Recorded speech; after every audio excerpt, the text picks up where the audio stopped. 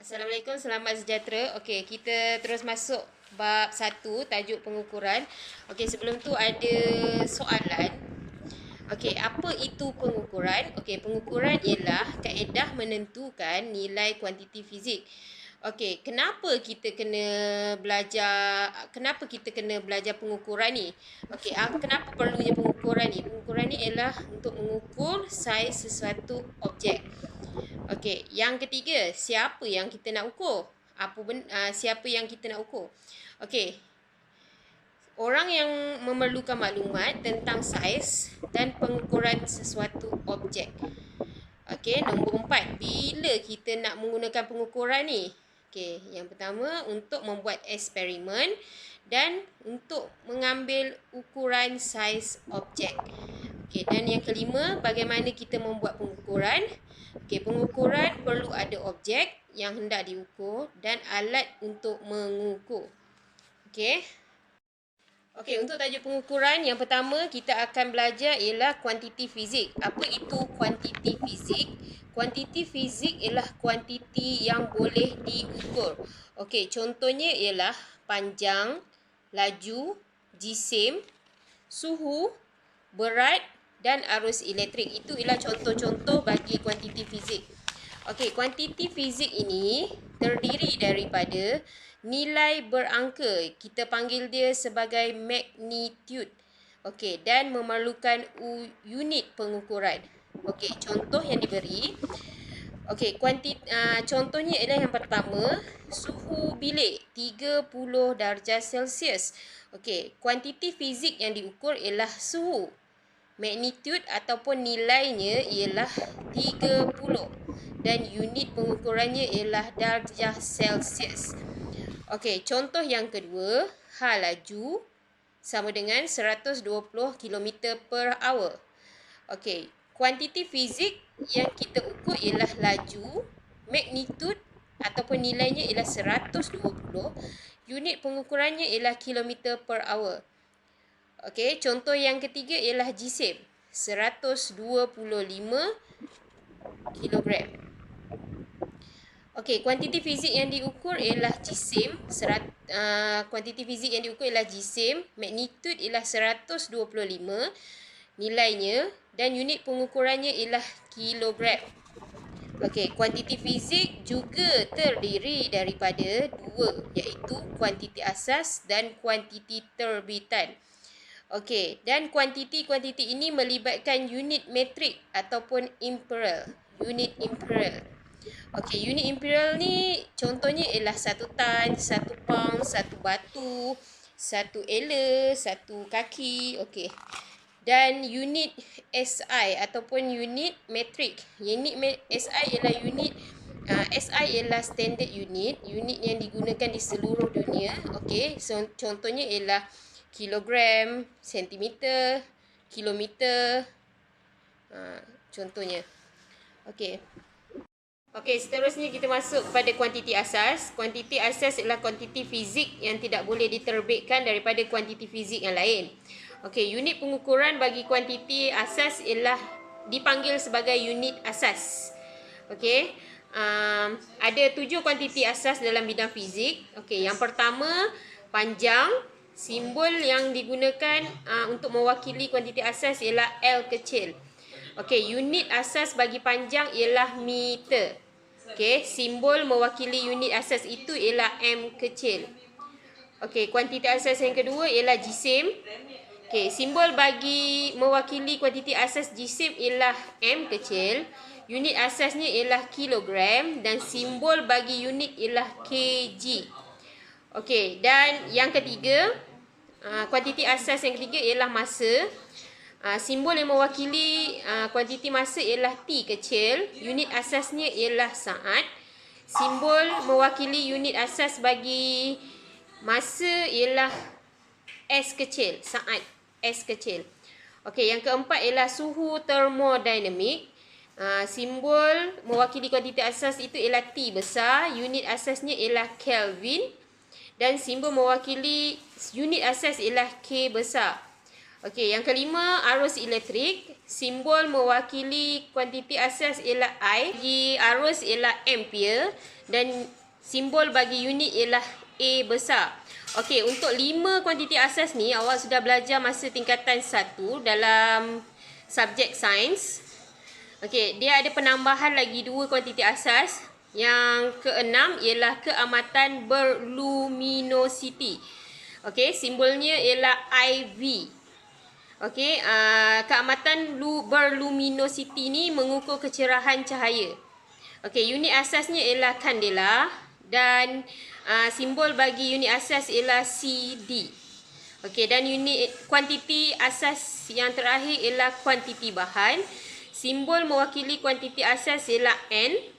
Unit asas dan simbol mol. Okey, kuantiti bahan melibatkan jirim. Okey. Okey, kuantiti fizik yang kelima ialah arus elektrik. Simbol mewakili kuantiti asas ialah I besar. Unit asas bagi arus ialah ampere dan simbol bagi unit ialah A besar. Okey, untuk 5 kuantiti asas ni awak sudah belajar masa tingkatan 1 dalam subjek sains. Okey, dia ada penambahan lagi 2 kuantiti asas. Yang keenam ialah keamatan berluminositi. Okey, simbolnya ialah IV. Okey, keamatan berluminositi ni mengukur kecerahan cahaya. Okey, unit asasnya ialah kandela dan simbol bagi unit asas ialah CD. Okey, dan unit kuantiti asas yang terakhir ialah kuantiti bahan. Simbol mewakili kuantiti asas ialah N. Unit asas dan simbol mol. Okey, kuantiti bahan melibatkan jirim. Okey. Okey, slide seterusnya menunjukkan alat pengukuran bagi mengukur kuantiti asas. Okey, yang pertama untuk panjang. Okey, biasanya kita guna pembaris, pita pengukur, tali. Okey, yang kedua untuk mengukur jisim biasanya kita akan menggunakan penimbang. Masa, jam, sama ada jam digital, jam randik. Okey, dan yang keempat, kuantiti bahan. Okey, untuk kuantiti bahan, tiada alat khusus untuk mengukur. Kuantiti bahan ni dia lebih kepada mengukur jirim dalam bentuk atom. Okey, ni awak akan belajar dalam kimia. Okey, yang kelima, arus elektrik. Kita akan menggunakan ammeter. Okey, yang keenam, keamatan berluminositi. Okey, ini melibatkan kecerahan cahaya. Okey, sama ada kita mengukur kecerahan pada skrin TV, skrin telefon anda. Okey, dan yang seterusnya, yang terakhir, suhu termodinamik. Okey, suhu termodinamik unit SI-nya ialah Kelvin. So, kalau awak tengok dekat termometer yang biasa digunakan di sekarang, kebanyakannya menggunakan suhu darjah Celsius. So, untuk menukar unit kepada Kelvin tu, dia kena tambah dengan 273 Kelvin. Kita akan belajar lebih lanjut dalam bab 4 nanti. Okey, seterusnya kita masuk kepada kuantiti terbitan. Kuantiti terbitan ialah kuantiti yang diterbitkan daripada kuantiti asas. Okey, dengan kaedah pendarapan, pembahagian dan ataupun kedua-duanya. Okey, dia melibatkan pengiraan matematik sikit. Okey, unit yang digunakan kita panggil dia sebagai unit terbitan. Okey, contohnya pendarapan kuantiti asas. Okey, kita kuantiti terbitannya ialah luas, simbolnya ialah A.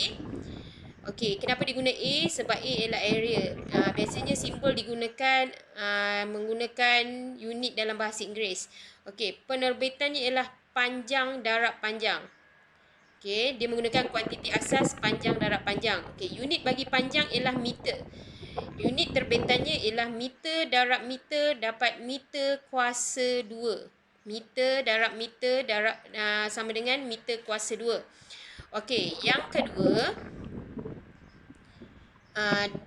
contoh bagi pembahagian kuantiti asas. Okey, kuantiti terbitan yang kita dapat ialah laju ataupun V. Simbolnya ialah V.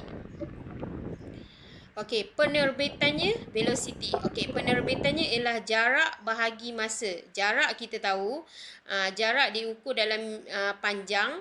So, jarak unit dia meter. Okey, bahagi masa. Masa dalam saat. Meter per saat ataupun meter per saat -1. Okey, kuantiti terbitan yang ketiga. Contoh yang kita ambil ialah pendarapan dan pembahagian kuantiti-kuantiti asas, ketumpatan ataupun rho. Okey, ketumpatan bahasa Inggerisnya density. Okey, penerbitannya ialah jisim per isi padu. Isi padu kita tukar kepada panjang, darab panjang, darab panjang. Okey, jisim unit terbitannya ialah kg. Unit asasnya ialah kg. Okey, isi padu panjang darab panjang darab panjang, kita dapat M darab M darab M. So, M kuasa 3. kg per M kuasa 3 ataupun kg M negatif 3. Okey, kita akan banyakkan buat latihan untuk kuantiti terbitan. Cikgu akan bagi latihan selepas ni. Okey, antara contoh lain ialah kuantiti terbitan isi padu, momentum, ketumpatan, luas, hal laju, charge, tekanan dan daya. Okey, untuk aktiviti 1.1 muka surat 7, cikgu dah bagi dalam buku teks, cikgu dah bagi gambar. Okey, tolong sama ada awak boleh print ataupun awak boleh salin. Jadual 1.3 cikgu nak awak selesaikan dan submit pada cikgu selewat-lewatnya hari Jumaat. Okey, selewat-lewatnya hari Jumaat cikgu nak ambil kedatangan. Okey, cikgu nak bagi satu quiz. Okey, pada muka surat 9, latihan formatif 1.1. Okey, cikgu nak awak jawab dengan segera. Okey, yang ni awak PM je cikgu apa jawapan dia. Tak payah salin soalan. Okey, soalan nombor 1A dan B. Soalan nombor 1A dan B. Okey. Yang ni terus bagi jawapan, tak payah salin soalan. Okey, yang perlu buat hanya jadual 1.3. Okey, yang perlu buat hanya 1.3 sahaja untuk kuantiti terbitan. Okey, untuk latihan formatif awak hanya perlu bagi tahu apa cikgu apa itu jawapan sahaja. Okey. Bagi personal lah. Okey. Jika ada apa-apa yang tak faham, boleh tanya cikgu.